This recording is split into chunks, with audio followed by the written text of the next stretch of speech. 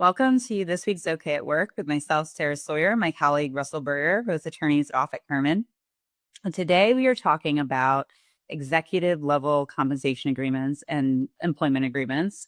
And we've talked about this in a couple different contexts, but today I want to talk about it a little bit in the context of marketability of the business and why it might be a good thing to have, both from the executive's perspective, but also from the company's perspective, and that they might be aligned in the sense that obviously these agreements include a lot of things other than I think we've talked about like the compensation pieces and some of that transitioning of executives and trying to have some stability there.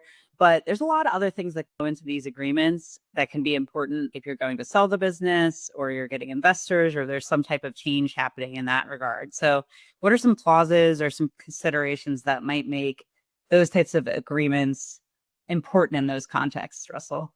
Yeah, I think there are a number. At a high level, there are things that we would probably recommend anyway because they're valuable to the business, whether you're selling or not. So these are things we would want to have in place: restrictive covenants, non-competes, non-solicitations, confidentiality, intellectual property protection, that sort of thing. But it might also include terms of employment. Now, almost all the time we say, oh, you should have an at-will employee, and at-will employment is the right way to go.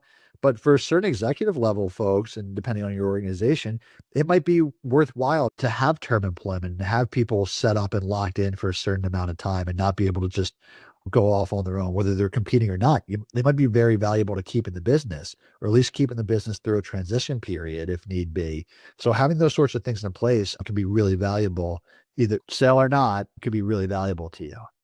Yeah, and we see this a lot with founders and folks who are maybe they've been running the business themselves, and then these things don't really seem necessary. But then I think at any juncture, when you're starting to include other people or based on growth, when things are starting to grow and take off, and there might be a longer term plan, as you said, the founders are staying involved, but maybe they're not. Maybe there's some hybrid approach there where there's some time that they want to stay involved and then transition.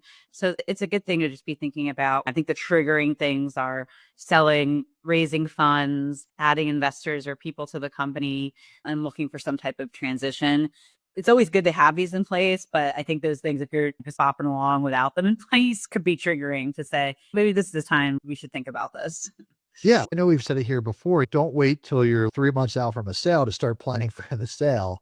So when you start to get that inkling that, hey, I might be moving in this direction, whether it's a full sale or a partial, I'm going to take on someone who's going to value stability, is going to value having this management team in place, or might value this anyway. I want to make sure my people are protected, my customers are protected, my intellectual property, my business plans. I want to make sure all these things are protected.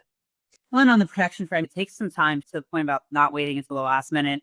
If some of those things aren't protected the way that maybe you thought they were or that they should be, it's usually not an overnight fix. Obviously, we work very diligently for our clients, but there's even things we can't control as it relates to timing. Well, yeah, and sometimes that might mean different things. We've had transactions, I'm sure you've worked on them too, Sarah, where the buyer coming in wants the executive team to sign new employment agreements and is going to change it. That can still happen. So you can even wait till the moment of closing to lock those folks in, but it means those folks have leverage and they're part of the closing conversation, and they've got to be incorporated and included.